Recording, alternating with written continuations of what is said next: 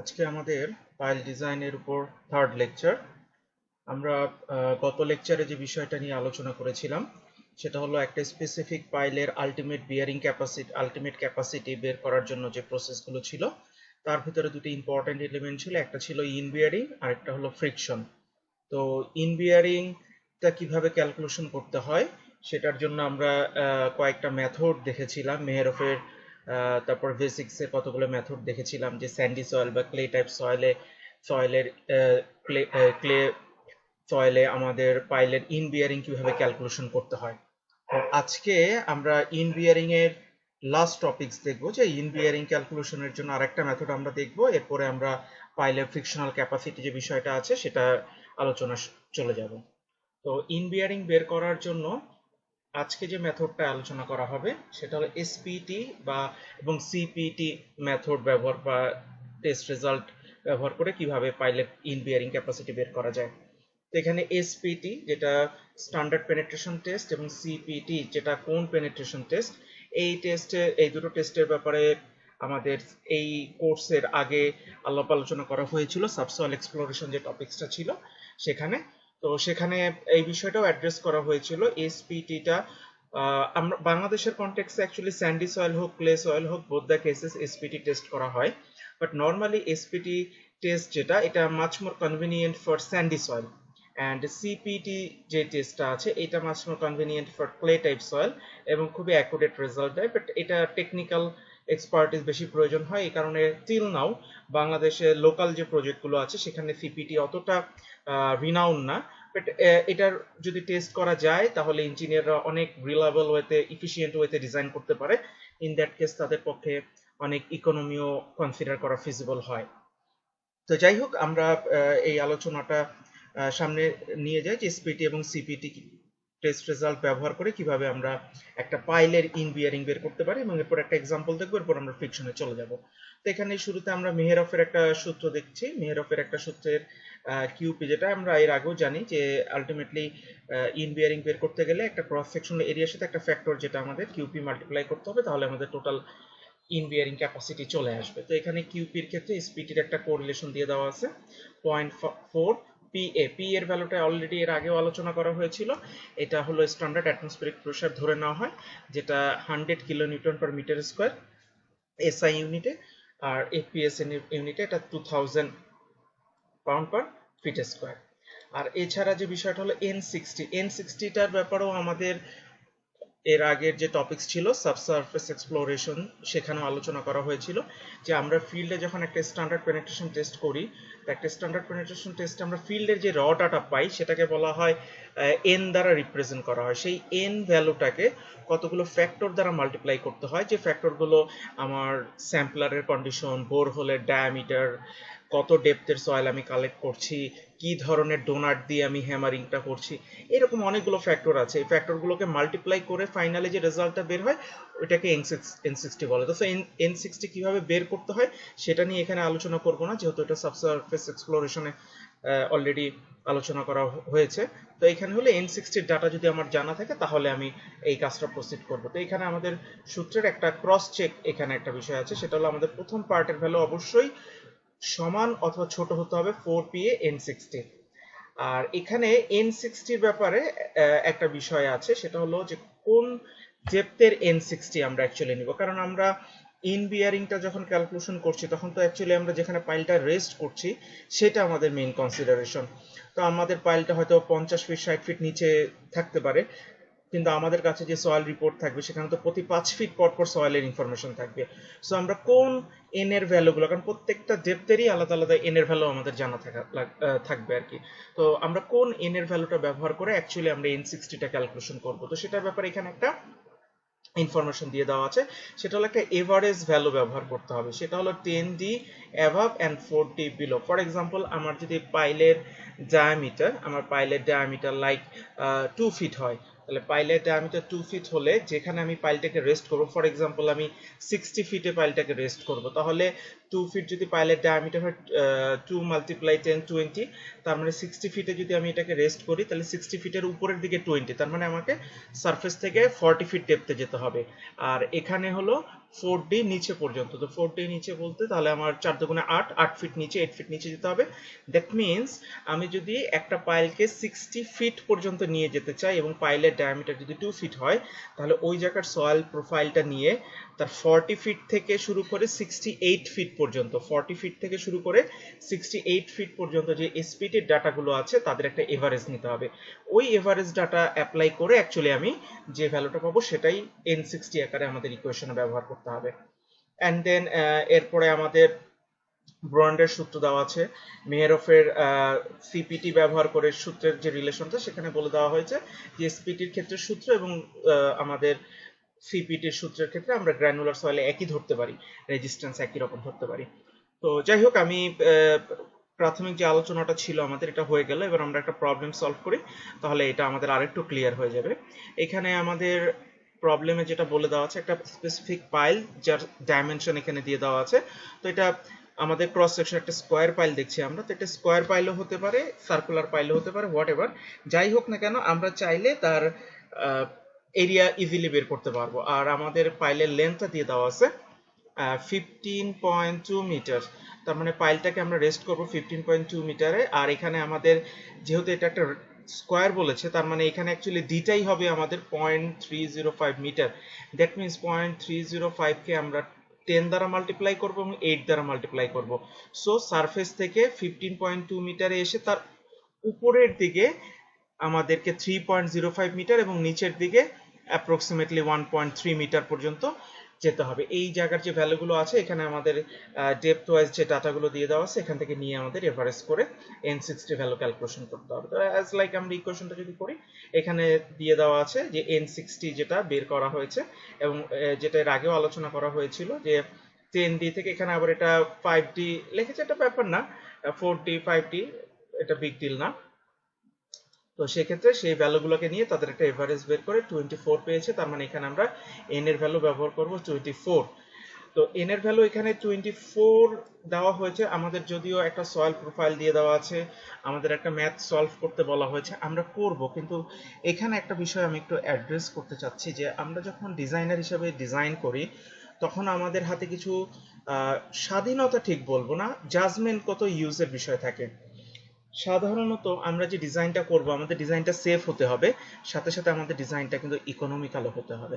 তো নর্মাল সার্কামস্টেন্সের আগের ক্লাসে যেমন আমি আলোচনা করেছিলাম যে আমাদের বাধ্য হলে অনেক সময় হয়তো বা ক্লে সয়েলে পাইল রেস্ট করা লাগতে পারে, কিন্তু আমরা নর্মাল সার্কামস্টেন্স এবং সেটা আমরা শিখছিও ক্লে সয়েলে রেস্ট করতে গেলে তার ক্যাপাসিটি কিভাবে ক্যালকুলেশন করতে হয়। কিন্তু নর্মাল সার্কামস্টেন্সে আমরা কিন্তু ক্লে সয়েলে পাইলটাকে রেস্ট করাটা প্রেফার করি না, আমরা স্যান্ডি সয়েলে প্রেফার করি। একইভাবে এই এসপিটির ভ্যালুর ক্ষেত্রে আমি একটু সাজেশন দিতে চাচ্ছি।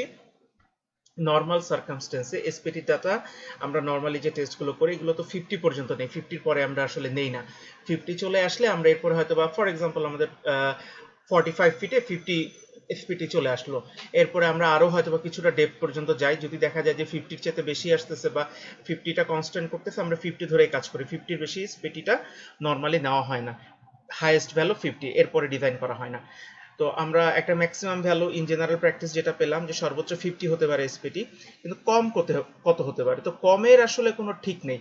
যেমন এইখানে আমাদের এই ম্যাথে আমরা 24 দেখলাম বের হচ্ছে, কেউ চাইলে এর কমও ব্যবহার করতে পারে, কিন্তু আমি আমার ব্যক্তিগত অভিজ্ঞতার আলোকে যেটা বলতে পারি, এসপিটির ভ্যালু নর্মাল সার্কামস্টেন্সে 30 বা 35 এর নিচে ব্যবহার করে যদি পাইল ডিজাইন করা হয় তাহলে সিস্টেমটা খুব একটা ইফিশিয়েন্ট হয় না, লাইক ইকোনমিক্যালি খুব একটা ভালো হয় না, এতে নাম্বার অফ পাইল অনেক বেড়ে যায়। তো যাই হোক, এটার সাথে আরো অনেকগুলো প্যারামিটার আছে, শুধু একটার উপরে তো নির্ভর করে না। আমি মানে স্পিডের উপর বেস করে যদি বলি শুধু, তাহলে নর্মালি 30+, আমি নিজে ব্যক্তিগতভাবে 35-40 কম স্পিডিতে পাইলকে রেস্ট করানো প্রেফার করি না। হ্যাঁ, তবে আমাদের রডের যদি লেন্থ 40 ফিট ক্রস করে যায়, 40-45 ফিট ক্রস করে যায় এবং সেখানে যদি আমাদের দেখা যায় যে 40-45 ফিট ক্রস করে যাচ্ছে, বেসমেন্ট কত কিছু নেই, তার মানে সারফেস থেকেই আমি পাইলটার ডেপথ ক্যালকুলেশন করতে হবে। সেক্ষেত্রে কিন্তু আমরা অন্যভাবে একটু চিন্তা করতে হয়, কারণ আমাদের নর্মালি মার্কেটে যে রডগুলো থাকে এই রডগুলো কিন্তু 39 থেকে 40 ফিট পর্যন্ত থাকে। সো আমার পাইলের যে নিচে কাদার জন্য 1.5 থেকে 2 ফিট ক্লিয়ার রাখতে হয়, আর উপরে হয়তোবা 3-4 ফিট নিচে ডাউন হয়। তো সেটার কনটেক্সে আমরা হয়তোবা 42 থেকে 45 ফিট পর্যন্ত পেতে পারি সিঙ্গেল রডে, ভার্টিক্যালি আমরা যে রডটা দিব। এর বেশি যদি পাইলের ডেপথ হয়ে যায় তখনই কিন্তু সামহাও পাইলে আমার ল্যাপিং দিতে হবে, রেইনফোর্সমেন্টের ল্যাপিং দিতে হবে। তো অ্যাকচুয়ালি আমি অ্যাড্রেস করছি যেহেতু আমরা ফুল ডিজাইন নিয়ে কথা বলতেছি, এবং আমি এর আগেও বলেছি রেইনফোর্সমেন্ট নিয়ে খুব বেশি কথা হবে না। তো এখন যেহেতু একটা ডিজাইন কত ইস্যু চলে আসলো এবং স্পিডের কথাটা চলে আসলো, সেটা রেসপেক্টে আমি বলছি। ফর এক্সাম্পল আমি যদি এখানে একটা এক্সাম্পল আকারে বলি, লাইক আমাদের একটা পাইলের ডেপথ যদি 42 থেকে 44 ফিটের মতন হয়, তাহলে এই পাইলটা ডিজাইন করার সময় আমার রডে কোনো ল্যাপিং লাগবে না। জাস্ট প্রত্যেকটা বান্ডেলের রড ধরে ধরে আমি এক লেয়ারে 7-8টা করে যাই থাকুক সোজা করে পাইলটাকে ইনসার্ট করে দিলেই হবে। উপরে দেখা যাবে মিনিমাম 2-3 ফিট নিচে থাকবে, নিচেও 1.5-2 ফিট আমার কংক্রিটের কাভারিং থাকে। তাহলে আমার প্রত্যেকটা 39 থেকে 40 ফিটের রডেই আমার 42 থেকে 45 ফিটের পাইলটা কাভার হয়ে যাচ্ছে। কিন্তু কেউ যদি এখানে লাইক 50 ফিটের পাইল দেয়, 50 থেকে 52 ফিটের পাইল দেয়, তাহলে কিন্তু তার প্রায় 7-8 ফিট রড কিন্তু শর্ট পড়ে যাচ্ছে।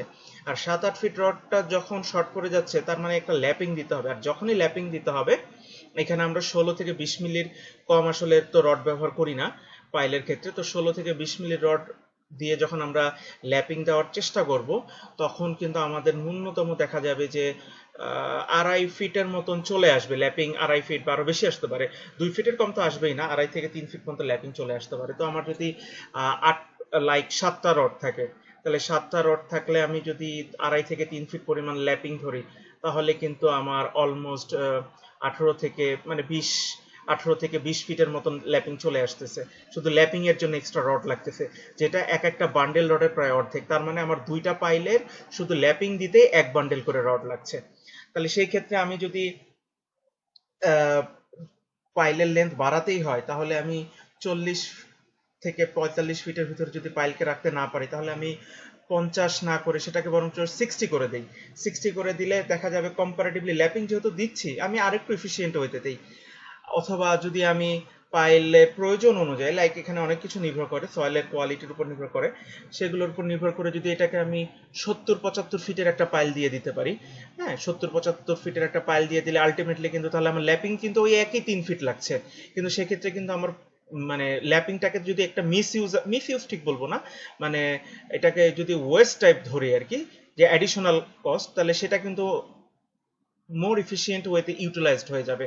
হ্যাঁ, তবে অবশ্যই নির্ভর করবে, এখন যদি এমন হয় যে আমি 50 থেকে 55 ফিটে খুব ভালো স্পিডি পেয়ে যাচ্ছি, 45-48, আমি তো জোর করে সেখানে 70-75 ফিট পর্যন্ত পাইলটাকে এক্সটেন্ড করা যাবে না। মানে আমি অপশনগুলো বললাম আর কি, এগুলোর উপর নির্ভর করে।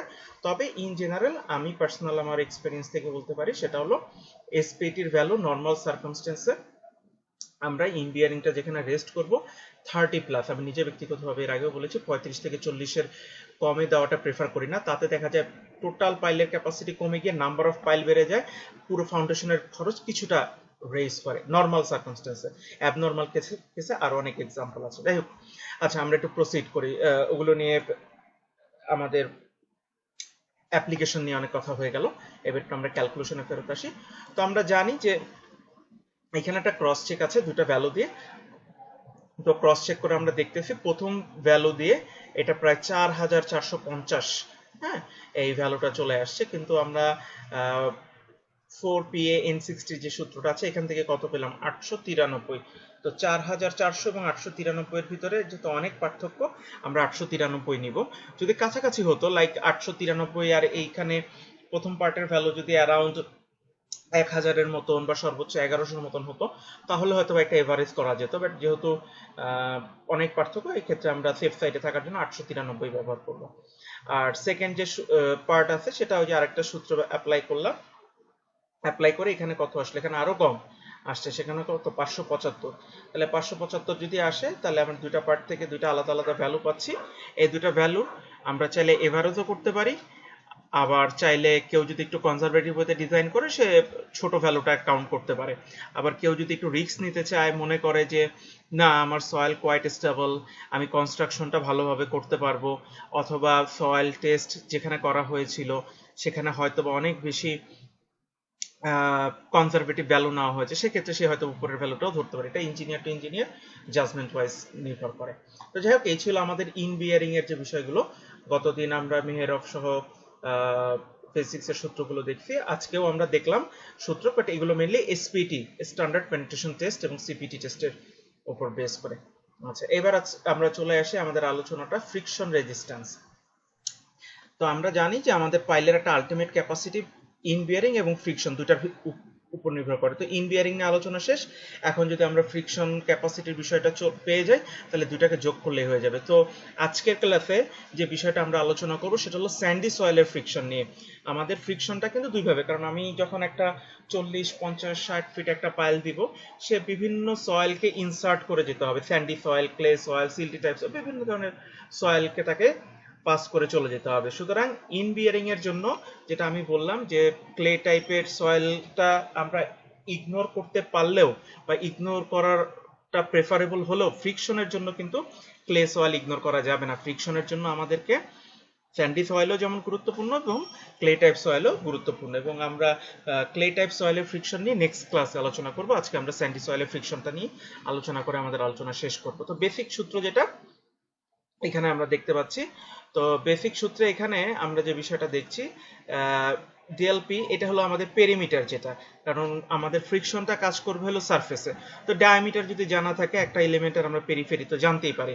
আর এখানে ডেল এল দ্বারা যেটা রিপ্রেজেন্ট করা হচ্ছে সেটা হলো পাইলের কতটুকু লেন্থ আমি কনসিডার করছি। এখন সয়েল যদি হোমোজেনিয়াস হয়, লাইক অল থ্রো সেম টাইপের সয়েল, হয়তো আমার 30 ফিটের পাইল হলে পুরো এলটা আমি 30ই ব্যবহার করব, কিন্তু প্র্যাকটিক্যালি তা হয় না। প্র্যাকটিক্যালি দেখা যায় আমার এক একটা সয়েল লেয়ার 5 ফিট থেকে শুরু করে 10 ফিট, 12 ফিট, 15 ফিট এরকম ইন্টারভ্যালে চেঞ্জ হয়ে যায়। তো সেই ক্ষেত্রে আমি আলাদা আলাদা লেয়ার, মানে আলাদা সয়েলের টাইপটা যখন আলাদা আলাদা হবে, প্রত্যেকটা আলাদা আলাদা লেয়ারের জন্য আলাদা আলাদা ভাবে আমি এই ফ্রিকশনাল ক্যাপাসিটিটা আলাদাভাবে বের করব, যেগুলো সূত্র আমরা দেখব একটু পরে।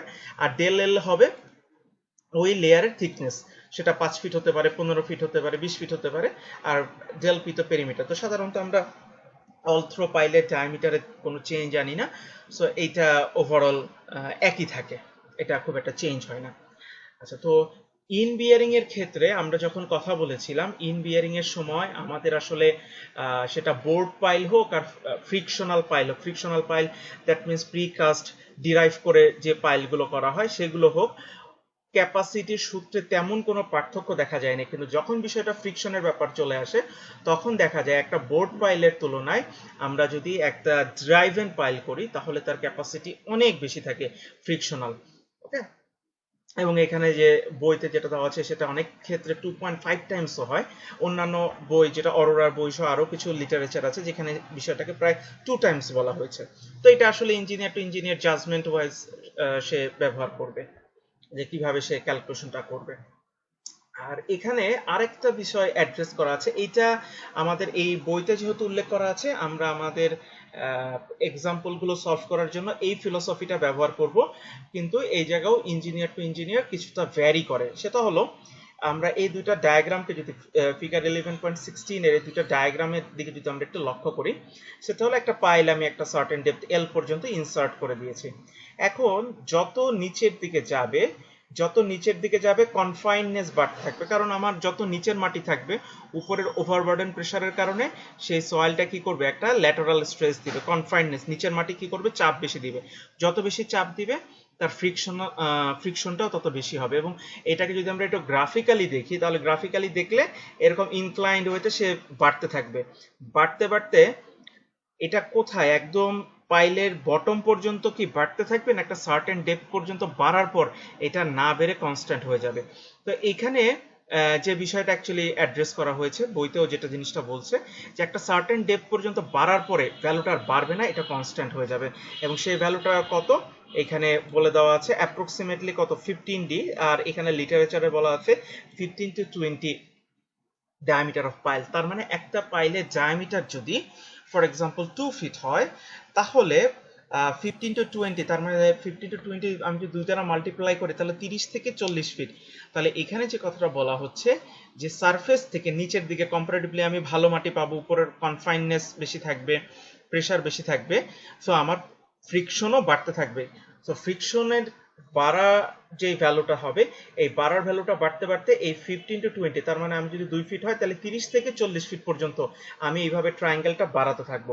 বাড়াতে বাড়াতে এই লেভেলে যখন চলে আসছি, এরপরে আর আমি ভ্যালুটা নিয়ে আলাদাভাবে ক্যালকুলেশন করব না, এই লেভেলের যা আছে এটাই আমি কন্টিনিউ করব। যদি না বটমে আমি আবার কোনো খারাপ সয়েল পাই, যদি খারাপ সয়েল পাই তাহলে হয়তো বা কমাতে হবে, কিন্তু আমি আর বাড়াতে পারবো না।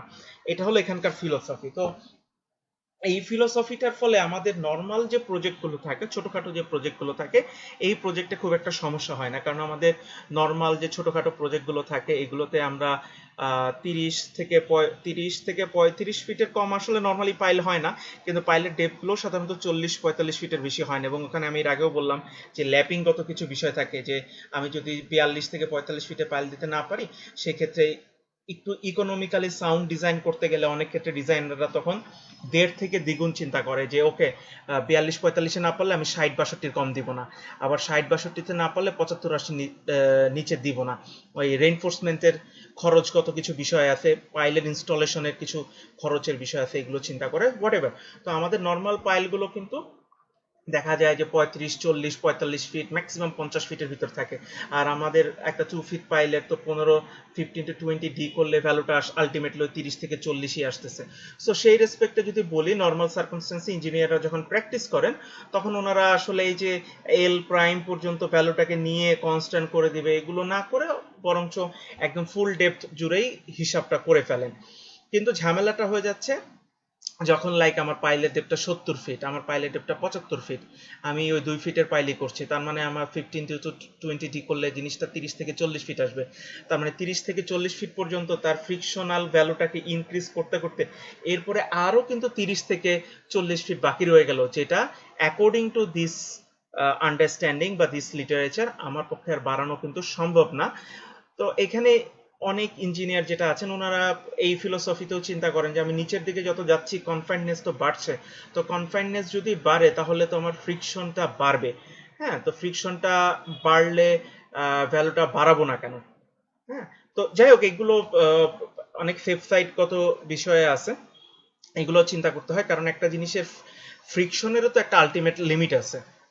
একটা জিনিস যতই ইরেগুলার হোক, লাইক আমি যদি এটাকে একটু অন্যভাবে বলি, যে একটা ফ্লোরে আমরা যদি পা দিয়ে একটু স্লিপ করার চেষ্টা করি, ফ্লোরটা যত বেশি রাফ হবে আমি পা দিয়ে যখন স্লিপ করার চেষ্টা করব ফ্রিকশন তত বেশি হবে বা আমার স্লিপটা তত কম করবে। কিন্তু এই রাফনেসের তো একটা লিমিট আছে, একটা লেভেলে গিয়ে হয়তো এমন হবে যে যত বেশি রাফ হোক না কেন এর চাইতে বেশি পরিমাণ ফোর্সে যদি আমি স্লিপ করার চেষ্টা করি, আলটিমেটলি আর রাফনেসের উপরে স্লিপটা নির্ভর করবে না, স্লিপ হয়ে যাবে, রেজিস্ট্যান্স আর হবে না। তো অনেকটা সেই ফিলোসফি থেকেই যে ফ্রিকশন তো ধীরে ধীরে বাড়বে, কিন্তু সে বাড়ারও একটা লিমিট আছে, একটা সার্টেন লেভেলের পর এটা আর বাড়বে না, বরঞ্চ কনস্ট্যান্ট থেকে যাবে। আর যদি সামান্য কিছু প্র্যাকটিক্যাল কনসিডারেশনের জন্য বেড়েও যায়, ওইটা ফ্যাক্টর অফ সেফটি আকারে থেকে যাবে। তো যাই হোক, আমাদের বইতে যেহেতু আছে, অথার রিনাউন অথার এটা দিয়েছেন, সুতরাং আমরা চেষ্টা করব অ্যাজ এ প্র্যাকটিসিং ইঞ্জিনিয়ার, যদি ওইভাবে গাইড না পাই আমরা এই ফিলোসফিটাই ব্যবহার করার চেষ্টা করব, যে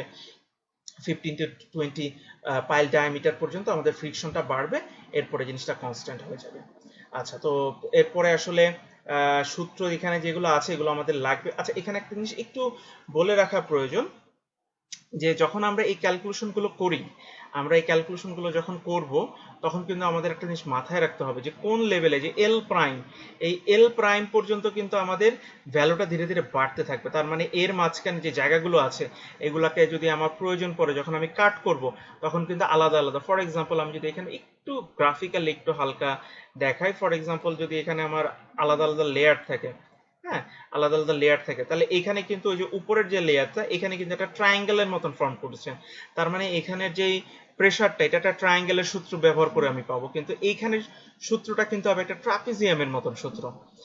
হ্যাঁ, আবার এইটা হলো যে আলাদা আলাদা লেয়ার, মানে থিকনেসের সয়েল, মানে আমার ডিএলএল এর ভ্যালু আলাদা আলাদা করে ধরা। আর যদি এক্সট্রিম কেস হয়, লাইক হলো আমার সয়েল হলো হোমোজিনিয়াস সয়েল, এবং আমাদের বইতে যে এক্সাম্পলটা করে দেওয়া আছে এরপর আমরা দেখবো হোমোজিনিয়াস সয়েল।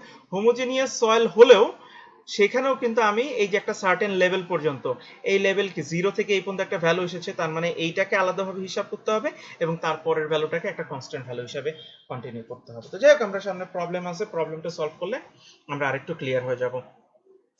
এরপর আমাদের যে ইকুয়েশনগুলো আছে, ইকুয়েশনগুলো আমাদের মনে রাখলেই চলবে। আর এখানে কিছু ভ্যালু দিয়ে দেওয়া আছে, যে বোর্ড পাইল, যদি বোর্ড পাইল বলতে যেটা আমরা যে নর্মালি ওয়াশ বোরিং মেথডে বা অগার বোরিং মেথড, বাকেট মেথড, যেগুলাই বলি না কেন এগুলোকে বোঝাচ্ছে। আচ্ছা, আর যেগুলোকে ড্রাইভ এন্ড পাইল, তার মানে প্রিকাস্ট পাইলগুলো হ্যামারিং করে করা হয়, তার ভিতরে আবার দুইটা ক্যাটাগরি আছে। একটাকে বলা হচ্ছে low displacement driven pile, একটাকে বলা হচ্ছে high displacement driven pile. তো আমি low displacement driven pile এবং high displacement driven pile নিয়ে যদি খুব সংক্ষিপ্ত আকার একটা কথা বলি, এবং এটা কেন বলছি কারণ এর পরে আমাদের যে সূত্রগুলো আছে এই সূত্রগুলোতে আমরা দেখব যে বোর্ড পাইলের ক্যাপাসিটি কম হবে, সেটা স্বাভাবিক, কিন্তু এই ডিসপ্লেসমেন্ট বা এই যে ড্রাইভ এন্ড পাইল যেটা আছে, ড্রাইভ এন্ড পাইলের ক্ষেত্রে লো ডিসপ্লেসমেন্ট ড্রাইভিং পাইলের চাইতে হাই ডিসপ্লেসমেন্ট ড্রাইভিং পাইলের রেজিস্ট্যান্স অনেক বেশি থাকে। তো এই কারণে কোনটা লো ডিসপ্লেসমেন্ট পাইল এবং কোনটা হাই ডিসপ্লেসমেন্ট পাইল, এইটা আমাদেরকে একটু আইডিয়া থাকা প্রয়োজন। এখন সহজ একটা ডেফিনেশন যদি দেই, what is the meaning of low displacement pile, high displacement pile, বিষয়টা হলো যখন আমি পাইলটাকে ড্রাইভ করব তখন যদি অল্প পরিমাণ মাটি ডিসপ্লেসড হয় তাহলে ওটাকে বলা হয় লো ডিসপ্লেসমেন্ট পাইল। আর যদি আমি পাইলটাকে ড্রাইভ করার সময় অনেক বেশি পরিমাণ মাটি ডিসপ্লেস হয়, এখানে অ্যাকচুয়ালি এখানে বিষয়টা কি, যত বেশি ডিসপ্লেসমেন্ট হবে মাটি তত কনফাইন্ড হবে, আর যত বেশি মানে পাইলের চারদিকের মাটিটা তত বেশি কনফাইন্ড হবে, এবং মাটিগুলো যত বেশি কনফাইন্ড হবে তার ফ্রিকশনও তত বেশি হবে। এখন প্রশ্নটা হলো কখন কম ডিসপ্লেস হবে, কখন হাই ডিসপ্লেস হবে। তো এটা সয়েলের টাইপের উপরে নির্ভর করে, সয়েলটা কম্পারেটিভলি লুজ কিনা, ডেন্স কিনা। কিন্তু আসলে আমি এই লো ডিসপ্লেসমেন্ট বলি আর হাই ডিসপ্লেসমেন্ট বলি, এটা তো আসলে পাইলের আমার একই পাইল আলাদা আলাদা জায়গায় হতে পারে। সো অ্যাকচুয়ালি লো ডিসপ্লেসমেন্ট বা হাই ডিসপ্লেসমেন্ট পাইলটা সাধারণত আমরা তার ডায়ামিটারের সাথে রিলেট করি। পাইলের ডায়ামিটার যদি কম্পারেটিভলি কম হয় তখন আমরা ধরে নিই যে যেহেতু ডায়ামিটারটা কম, এটাকে যখন ইনসার্ট করা হবে তখন সে তার চারদিকের মাটিকে কম্পারেটিভলি লো ডিসপ্লেস করবে। তো আর যখন ডায়ামিটারটা বেশি হবে তখন সে বেশি ডিসপ্লেস করবে। তো এখন বিভিন্ন বইতে বিভিন্ন ভ্যালু বা গুগল করলেও ভ্যালু পাওয়া যাবে। নর্মাল সার্কামস্টেন্সে আমরা 18 ইঞ্চি 20 ইঞ্চি পর্যন্ত পাইলকে লো ডিসপ্লেসমেন্ট পাইল বলতে পারি। আর 2 ফিটকে হাই ডিসপ্লেসমেন্ট বলা যেতে পারে, বা 2 ফিটের চেয়ে মেনলি বড়। তো এখানে একটা ধোঁয়াশা আসলে থেকে যায়, 18 থেকে 20 হলে ইজিলি লো ডিসপ্লেসমেন্ট পাইল বলতে পারি, আর 2 ফিটের বড় হয়ে গেলে তাকে আমরা নর্মালি হাই ডিসপ্লেসমেন্ট পাইল বলি। কিন্তু 22 ইঞ্চি বা 24 ইঞ্চি হলে কি বলবো? তো এখানে আমি আমার ব্যক্তিগত জায়গা থেকে আসলে যেটা বলবো, এখানে অনেকগুলো ফ্যাক্টর অফ সেফটিগত টার্ম থাকে, এগুলো ইঞ্জিনিয়ার তার জাজমেন্ট ওয়াইজ ব্যবহার করবে, বা চাইলে বিভিন্ন, যেটা এর আগে আমি বললাম লিটারেচার আছে, বিভিন্ন বইতে বিভিন্ন ডায়ামিটারকে অ্যাড্রেস করা হয়েছে। তো আসলে কোনোটাই বললে ভুল হবে না যদি সে রেফারেন্স দেখাতে পারে।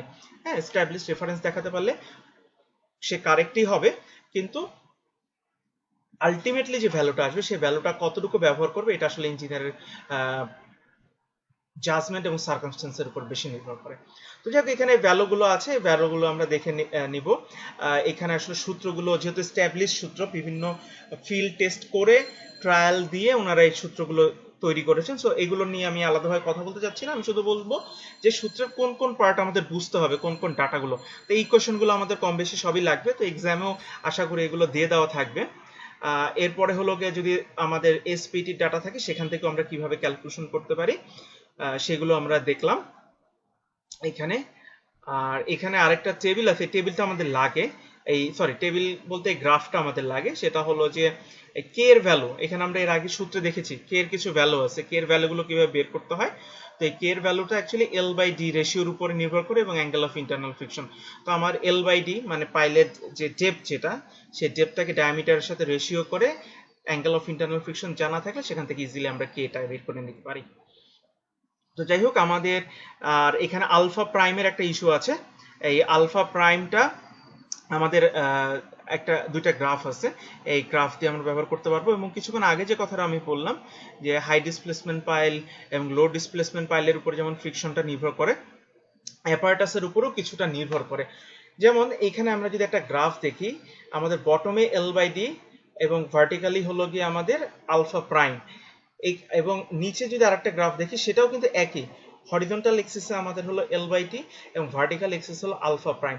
দুইটা ফিগারের মধ্যে মেজর যে ডিফারেন্স সেটা হলো উপরের ফিগারটা হলো ইলেকট্রিক কোন পেনেট্রোমিটার আর নিচেরটা হলো মেকানিক্যাল কোন পেনেট্রোমিটার। মেকানিক্যাল কোন পেনেট্রোমিটার আর উপরেরটা হলো ইলেকট্রিক্যাল কোন পেনেট্রোমিটার। এবং দুইটার গ্রাফ যদি আমি একটু খেয়াল করি, দুইটা গ্রাফ একটু খেয়াল করলে আমরা ভ্যালুর দিক থেকে যদি একটু চিন্তা করি, তাহলে এখানে দেখতে পাচ্ছি আমরা ইলেকট্রিক কোন পেনেট্রোমিটারের যেই গ্রাফটা আছে এই গ্রাফটার ক্ষেত্রে আলফার ভ্যালু কম্পারেটিভলি হাই আসতেছে।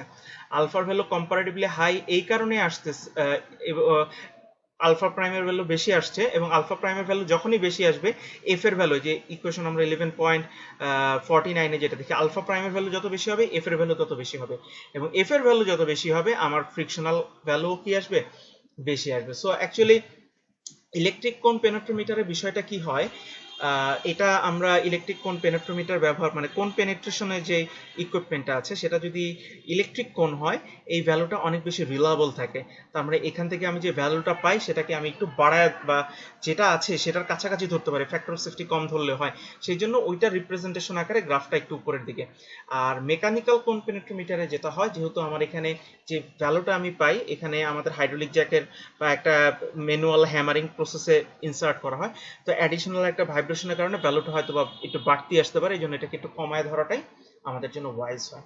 যাক, এগুলো ইকুইপমেন্টগত বিষয়, দরকার নেই, আমাদের এখানে টেবিল দিয়ে দেওয়া আছে, গ্রাফ দিয়ে দেওয়া আছে, আমরা আমাদের প্রয়োজন মতন এবং এগুলো খুবই স্ট্যাবলিশড লিটারেচারের উপর বেস করে আমরা আমাদের প্রয়োজন মতন ব্যবহার করব। তো আসলে এই বেসিকগুলো বুঝে ফেললে ম্যাথগুলো করাটা খুব একটা কঠিন কিছু না। যেমন এক্সাম্পল 11.4 এ যে কথাটা বলেছে, আমরা ওই যে বের করব আলাদা আলাদা জায়গার ভ্যালু বের করব, তো এইখানে শুরুর যে ম্যাথটা করে দেওয়া আছে একটা পার্টিকুলার ফাইলের N60 ভ্যালু আমাদের লাগবে। তো এখন এইখানে যে মেথডে করেছে আমি আসলে এই মেথডটার সাথে পুরোপুরি একমত না, তারপরে বইতে আছে, কেউ যদি করে আমি এটাকে ভুল হিসেবে ধরবো না। এখানে যে কাজটা করেছে সেটা হলো একদম টপ থেকে বটম পর্যন্ত, পাইলের একদম টপ থেকে বটম পর্যন্ত আলাদা আলাদা লেয়ারের এন এর ভ্যালু, যে N60 ভ্যালু যা পেয়েছে তাদেরকে জাস্ট এভারেজ করে নিয়েছে, এভারেজ করে একদম সরাসরি সূত্রে প্লট করে দিয়েছে, এই যে সূত্রে 15 প্লট করে দিয়েছে, এবং এইটা দিয়ে যখন ফাইনালি ভ্যালু বের করেছে আমার পাইলের লেন্থ সরাসরি 15.2 ব্যবহার করেছে, তার মানে ফুল লেন্থটা ব্যবহার করেছে এবং পুরো ডেপথের এন এর ভ্যালুটা এভারেজ নিয়েছে। আমি নর্মালি ব্যক্তিগতভাবে কাজ করার সময় এই প্রসেসটা কে খুব একটা ভালো প্রসেস মনে করছি না, এই কারণে যদি এসপিটির ডাটা কাছাকাছি হয়, লাইক আমার বিভিন্ন ডেপথের এসপিটির ডাটাটা যদি খুব বেশি ফ্লাকচুয়েট না করে, খুব জেন্টাল ওয়েতে থাকে, কাছাকাছি থাকে, ইন দ্যাট কেস এভারেজ করলে ভালো, এভারেজ করলে আমার রেজাল্ট যা আসবে আলাদা আলাদা করলে তাই। কিন্তু যখন ফ্লাকচুয়েশন অনেক বেশি, ফর এক্সাম্পল এখানে 8 থেকে শুরু করে 28 পর্যন্ত ফ্লাকচুয়েট করেছে, হ্যাঁ, এবং হয়তোবা একদম জেনারেল ওয়েতে যায়নি, হ্যাঁ, অনেক এখানে একটা জিগজ্যাগ 18 উপর একটা 11, তো সেই ক্ষেত্রে আমি ব্যক্তিগতভাবে এই ম্যাথটাকে যদি করা হয় বা এইটা দিয়ে যদি ফাইনালি ডিজাইন করা হয়, ব্যক্তিগতভাবে প্রেফার করব এই কিউএসটাকে একবারে ব্যবহার না করে কিউ এবং এই যে এই এল এর ভ্যালু সরাসরি 15.2 না ধরে আমি হয়তোবা 3 মিটার বা 1.5 মিটার, আমার যেভাবে এসপিটি ডাটা দিয়ে দেওয়া আছে, আমার এখানে এসপিটি ডাটা 1.5 মিটার পর পর এসপিটি ডাটা দিয়ে দেওয়া আছে, তাহলে আমি প্রতি 1.5 মিটারের জন্য আলাদা আলাদা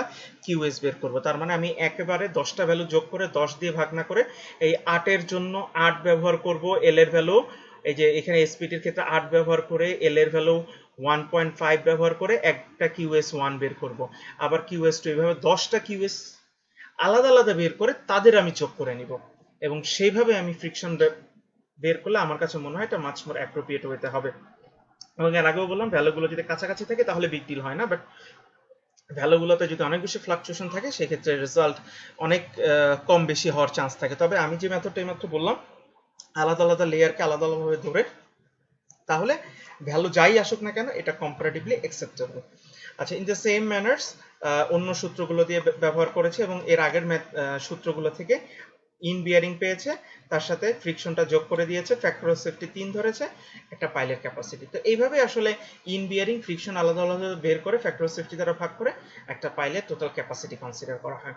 আবার আমরা যদি ইকুয়েশন 11.5 এ আসি, তো ইকুয়েশন 11.5 যেটা ছিল আমাদের স্যান্ডি সয়েলে, আমাদের ওই যে 15D পর্যন্ত ফ্রিকশনটা কি ছিল, কনস্ট্যান্ট ছিল।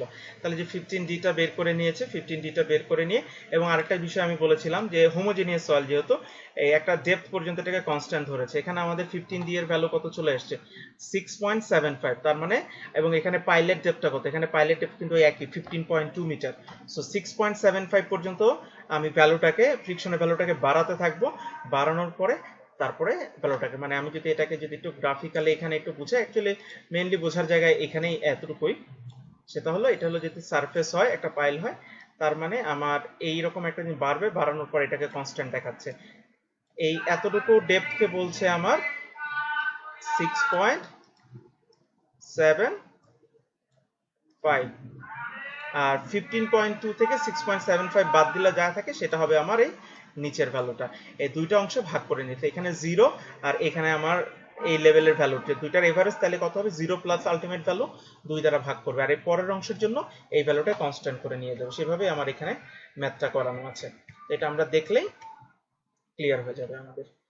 এই যে এখানে এভারেজ করে নিয়েছে, এভারেজ করে এবং পরেরটার জন্য পুরো লেন্থ, পুরো ডেপথ জুড়ে একই ভ্যালু ধরে নিয়েছে, নিয়ে এখানে আমাদের ফ্রিকশন কত পেয়েছে 1659 কিলোনিউটন, অন্যান্য সূত্র দিয়ে আলাদা আলাদা ভ্যালু পেয়েছে, ইন বিয়ারিং এর সাথে যোগ করে আমাদের এইখানে ফ্যাক্টর অফ সেফটি দ্বারা ভাগ করে ফেলেছে। তো এটা ছিল আমাদের স্যান্ডি সয়েলের জন্য, আর এখানে হলো কি আমাদের ক্লে টাইপ সয়েল।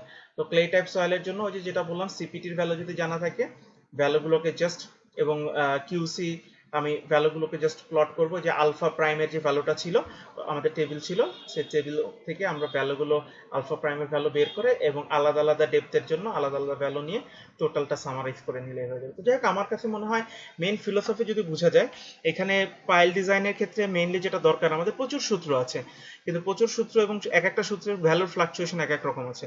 আমাদের ডিজাইনার হিসাবে আসলে সার্কামস্টেন্স অনুযায়ী, কন্ডিশন অনুযায়ী, আমাদের প্রয়োজন অনুযায়ী আসলে জাজমেন্ট ইউজ করে করে আমাদের আলাদা আলাদা ভ্যালু কনসিডার করতে হবে। তো যাই হোক, আজকের লেকচারটা এই পর্যন্তই থাকলো। আমরা ফ্রিকশনাল ক্যাপাসিটিটা দেখলাম, বাট এটা মেইনলি আমরা দেখলাম স্যান্ডি সয়েলের জন্য, এবং নেক্সট ক্লাসে আমরা দেখব frictional capacity for clay soil. তাহলে আমাদের মোটামুটি ভাবে পাইলের টোটাল ক্যাপাসিটি সম্পর্কে আলোচনা হয়ে যাবে। এরপরে পাইলের সেটেলমেন্ট, পাইল লোড টেস্ট সহ আরো বিষয় আছে যেগুলো পরবর্তীতে আলোচনা করা হবে।